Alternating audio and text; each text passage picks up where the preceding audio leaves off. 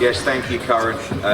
And again, probably the most travelled man, not just in boxing this week, but in the world. George Kambosos. I mean, firstly, I think we should have a round of applause for George Kambosos after what was a tremendous victory. George, thanks for coming, and obviously an important fight in the division this week, but as you just said to me there before we started, you feel fresh. You feel like if there's a replacement on the card this week, you'd be ready to go. Unbelievable how the face has healed up. Yeah, look, it's a pleasure to be here. I've been travelling like crazy, obviously after the big battle and the big win. But I feel so fresh. I feel good. I'm recovered already.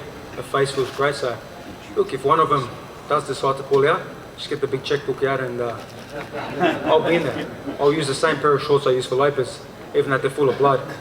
I'll be ready to go.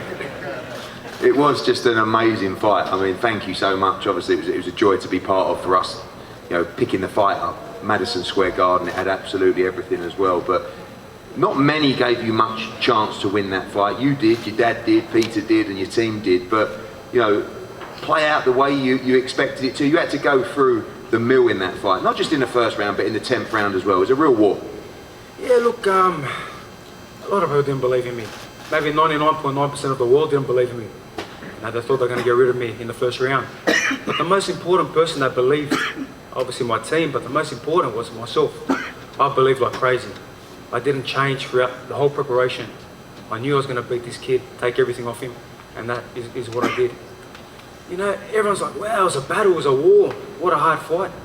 Obviously you won the fight, but what a hard fight. But honestly, I'm so fresh, I don't feel like it was a hard fight. I live for this, you know, I love this.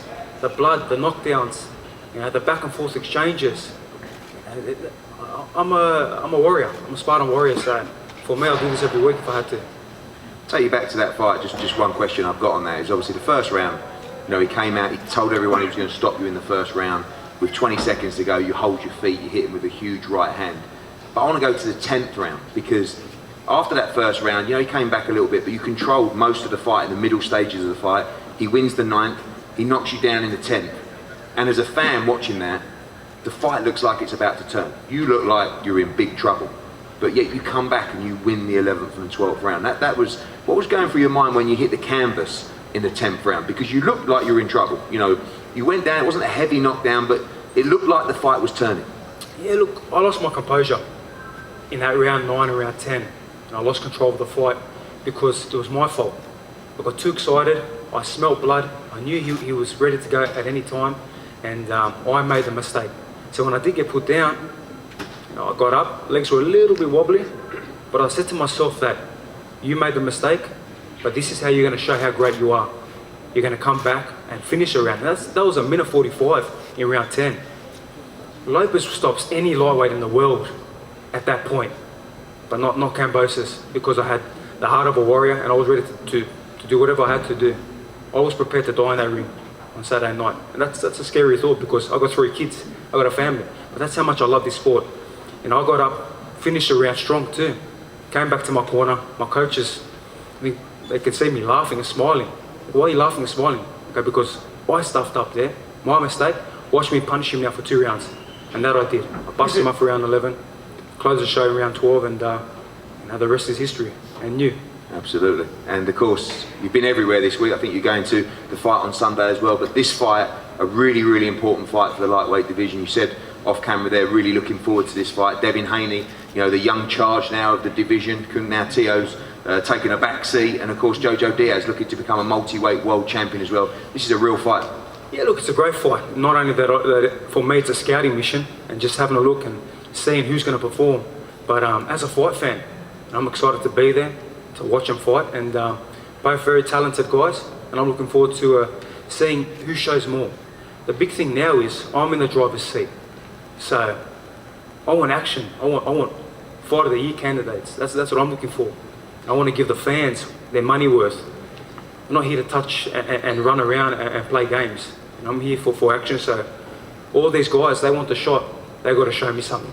They got to really show me that, you know, we're going to fight, that it's going to be a battle. Is that your message to Devin, that you want to see him in the pocket on Saturday night and put on a show? You know, you want to make, and you're right, you sit there now with a Devin Haney fight, or a Jojo Diaz fight, and a Tank fight, and a Ryan Garcia fight, but you want the biggest fight.